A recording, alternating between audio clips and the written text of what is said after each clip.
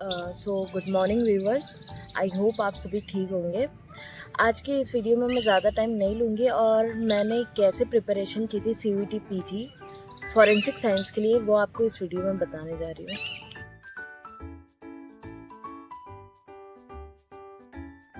सिर्फ 2 महीने बचे एग्ज़ाम के प्रिपरेशन के लिए। तो और सबसे मेन बात आती है कि दीदी हम CUET PG की प्रिपरेशन कर रहे हैं, कहाँ से करें कैसे करें, सिर्फ 2 महीने बचे, होगा नहीं होगा। देखो, प्रिपरेशन करना स्टार्ट करो तो ज़रूर होगा। और ऐसा भी कहते हो कि दीदी हमें, और मोस्टली मेरे टाइम में तो ऐसा होता था, मुझे टाइम नहीं मिलता था। हमारा 10 बजे से लेके 4 बजे तक के कॉलेज रहता था, उसके बाद हमें प्रिपरेशन करना पर प्लस कॉलेज का भी हमें करना रहता था। तो मेरा BSc फॉरेंसिक से ही हुआ है, तो मेरे बेसिक्स क्लियर थे उस टाइम। तो इसलिए मैं रोज़ कॉलेज से आने के बाद 2 से 3 घंटे सिर्फ, और मैंने भी जनवरी से ही प्रिपरेशन स्टार्ट की थी, ऐसा नहीं था कि पहले से कुछ किया हुआ था। तो मैं कॉलेज से आने के बाद सिर्फ 2 से 3 घंटे जैसे पर डे, अगर हमारी बेसिक यूनिट है जैसे यूनिट 1, 2, 3, तो ये सब यूनिट एक दिन में कंप्लीट करने का देखती थी। और फिर जैसे आ गई हमारी फिंगरप्रिंट की, बायोलॉजी, सीरोलॉजी, ये सब में 2 से 3 दिन ऐसा लगते थे। संडे को ज़्यादा टाइम देती थी पढ़ने के लिए, बस ऐसे ही था। और एक्स्ट्रा कुछ वीडियोस लगाने की, मतलब अगर आपका बेसिक्स क्लियर है तो आई डोंट थिंक सो कि आपको किसी की वीडियोस, लेक्चर्स वगैरह लेने चाहिए। हाँ, प्लस ये याद रखिए, अगर आपका ये पूरा यूनिट हो जाए उसके बाद प्रियांशी जैन कुछ क्विजेस डालती है, वो आप एक बार सॉल्व कर लीजिए। क्रेयॉन्स का ऐप है, उसमें भी कुछ 100 MCQs पर यूनिट से ऐसे कुछ डालते रहते हैं, तो आप उससे कर लीजिए सॉल्व। और कुछ बुक्स भी आती है MCQ के लिए, तो वहाँ से देख लीजिए। और बेसिकली आप अगर कोई बुक्स वगैरह कुछ नहीं देख रहे, प्रीवियस ईयर के क्वेश्चन सॉल्व कर लीजिए, वहाँ से हो जाएगा। और एक और ज़रूरी बात है कि पेपर का कैसा पैटर्न होगा। तो पिछले बार जहाँ तक कि सुनने में आया था एंड सभी से मार्किंग वगैरह सब लेके ये पता चला था कि पिछले साल का पेपर टफ आया था। तो हो सकता है कि इस साल का पेपर इजी आए, बट बात ये हो गई है कि इस बार NFAT कैंसिल हो गया है और हमारा इस बार लग रहा है सिर्फ CUET PG के थ्रू, NFSU भी और सेंट्रल यूनिवर्सिटी भी। तो हो सकता है इस बार का पेपर का जो कट ऑफ है वो ज़्यादा जाए। तो आप मोस्टली कोशिश करिए कि आपका 250 प्लस बने, क्योंकि आप जब 250 की मेहनत करेंगे तभी 200 प्लस जाएगा।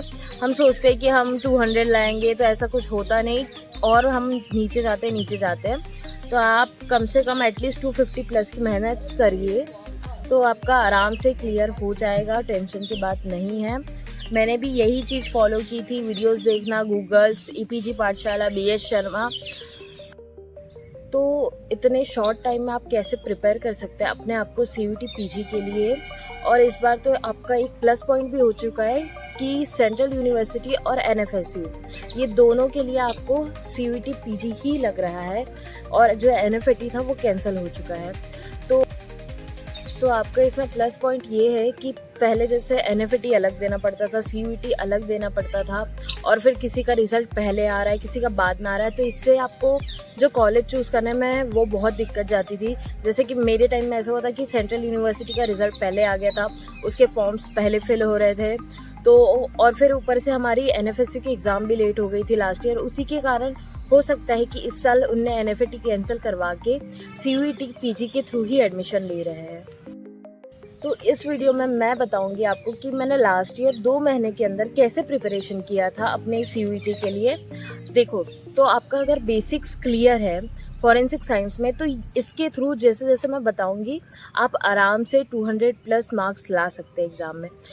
और एक बात और मैं आपको बताना चाहती हूँ, अगर आपके पास नोट्स नहीं है at a time last moment में कैसे प्रिपरेशन करना है, so I have some of my notes with me, you can easily contact me कि अगर आपको नोट्स चाहिए तो सबसे पहले बात करेंगे हम इंट्रोडक्शन टू फॉरेंसिक साइंस यानी यूनिट 1 की, जिसके लिए मैंने सिर्फ BS नाबर प्रेफर किया था।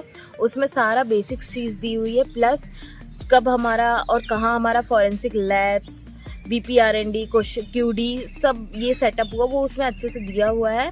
तो आप उसकी एटलीस्ट फर्स्ट टू 5 यूनिट्स एक बार अच्छे से देख लीजिए। आप 1-2 बार उसे रीड करेंगे, आपको बाय हार्ट हो जाएगा, इतना भी कोई टफ नहीं है बुक पढ़ना। और फिर अब बात आती है यूनिट सेकंड यानी फिजिकल एविडेंस। तो फिजिकल एविडेंस के लिए भी मैं आपको BR शर्मा प्रेफर करूँगी। तो जो हमारे यूनिट 2 है उसके लिए भी मैं आपको BR शर्मा और नाबर प्रेफर करूँगी। सबसे बेसिक्स दिया हुआ है, आप इसे पढ़। यूनिट 3 की बात करते हैं। यूनिट 3 में हमारा है फंडामेंटल ऑफ पुलिस। तो फंडामेंटल ऑफ पुलिस मैंने मोस्टली पिछले साल लास्ट टाइम मैं वीडियो देखी थी मैंने प्रियांशी जैन की, जो लास्ट ईयर के वीडियो है, आप उससे जाके जो एकदम बेसिक्स है वो पढ़ सकते हैं। इससे ज़्यादा डीप क्वेश्चंस नहीं आते हैं। इसमें मेन डेट्स याद रखनी पड़ती है, कब सेटअप हुआ, जैसे कि आसाम राइफल सबसे पुराना है 1856 समथिंग, ऐसे क्वेश्चंस आते हैं। तो आप इस टाइप के क्वेश्चंस वहाँ से देख लीजिए। और फिर बात करते हैं हम यूनिट 4 की, तो वो है पुलिस साइंस। तो ये पुलिस साइंस भी आपका बेसिक टॉपिक है, ये आपको गूगल या विकिपीडिया पे इजीली अवेलेबल मिल जाएगा, आप वहाँ से जाके चेक कर सकते हैं। फिर यूनिट 5 है scene of crime, again BS नाबर की। I don't know but 5th या 6th यूनिट है उसकी, आप एक बार चेक कर लीजिए, वहाँ से पढ़ लीजिए। बहुत इजी आपको सब चीज़ उसमें, मेनली आपको ग्रिड मेथड्स, जोन मेथड्स, ये जो मेथड्स होती है क्राइम सीन के लिए, ये सब याद करनी है। और मतलब जो प्रोसेस क्या होता है वो आपको पता रहना चाहिए, क्योंकि मेनली जो क्वेश्चंस आते हैं ना वो आपको अरेंजमेंट में आ जाते हैं, कभी अरेंज करना पड़ता है। इस टाइप के क्वेश्चंस हमें लास्ट ईयर बहुत आए थे, अरेंजमेंट वाले और असर्शन वाले। तो ये वाली चीज़ के लिए आप इस टाइप का जिसमें भी अगर आपको लगता है कि प्रोसेस है, यानी पहला दूसरा, ऐसे इसे याद रखिए। फिर आता है हमारा यूनिट 6 क्राइम सीन मैनेजमेंट।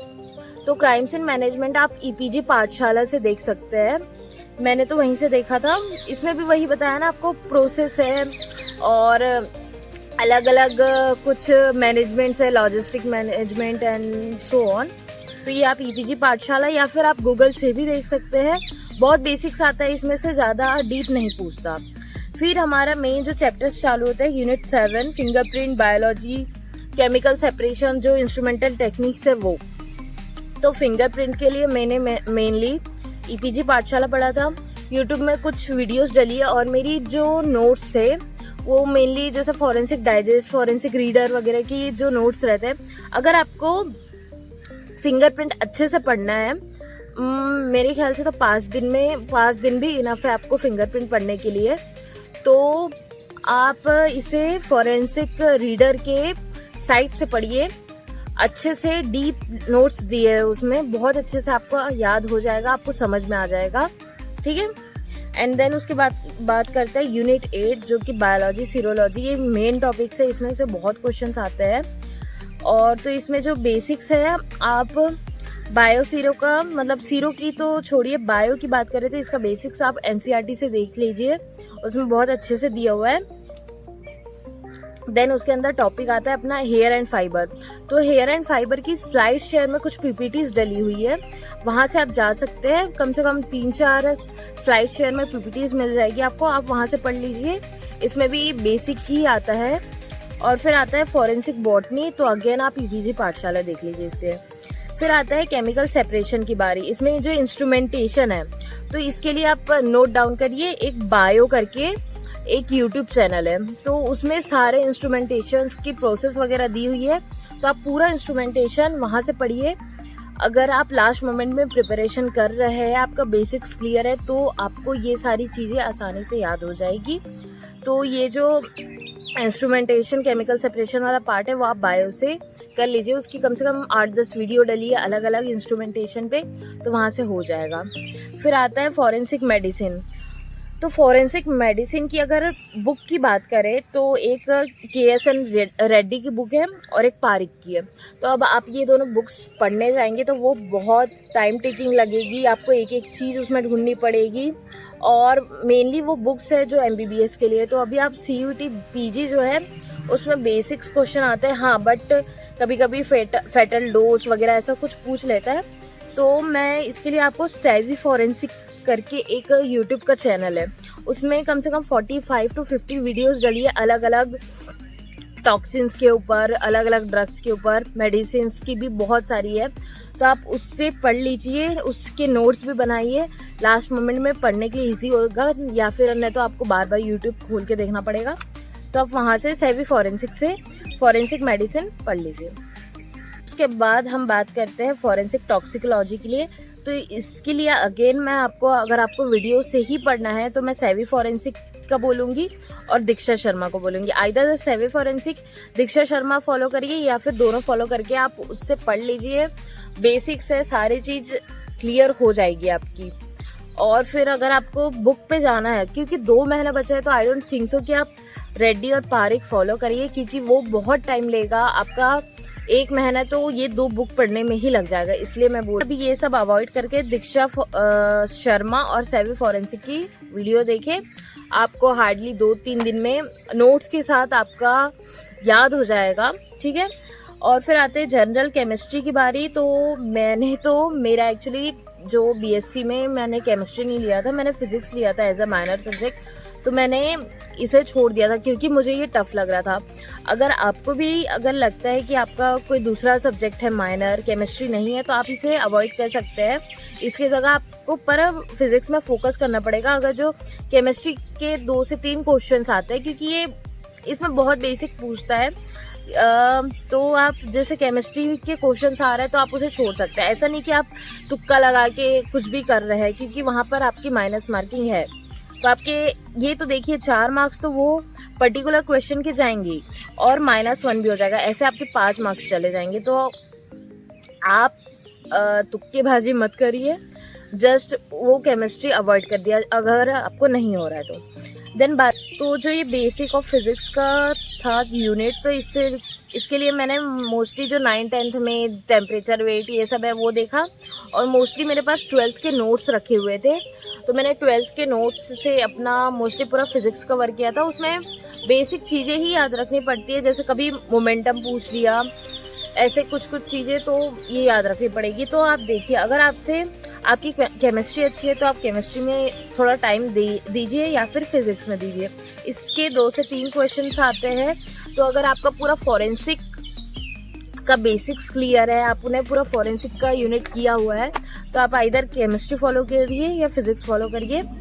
और अगर अच्छी बात है कि आप दोनों पढ़ ले, तो बस यही है शॉर्ट वीडियो में मैं आपको समझाना चाहती थी कि कहाँ से कैसा प्रिपेयर करना है, क्योंकि वीडियो लंबा बनाने का कोई मतलब नहीं है।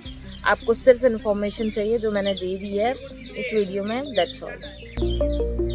और अगर आपको फॉरेंसिक साइंस से रिलेटेड कुछ भी हेल्प चाहिए तो आप मुझे इजीली कांटेक्ट कर सकते हैं। मैं डिस्क्रिप्शन में अपना इंस्टाग्राम आईडी या फिर टेलीग्राम लिंक जो भी हो सकेगा मैं आपको दे दूँगी, वहाँ पर आप मैसेज करके पूछ सकते हैं। और एक ज़रूरी बात मैंने थोड़ी देर पहले भी कहा, अगर आपके पास नोट्स नहीं है, मटेरियल्स नहीं है, तो आप मुझसे कांटेक्ट कर सकते हैं। तो बस आज की इस वीडियो में इतना ही। Best of luck for your exams, आप बहुत अच्छे से देंगे। एंड मेरी तरह जैसे मैं यहाँ पे हूँ, वैसे भी आप इस यूनिवर्सिटी में, कोई अच्छी सेंट्रल यूनिवर्सिटी में, NFSU में एडमिशन ले पाए। Thank you so much.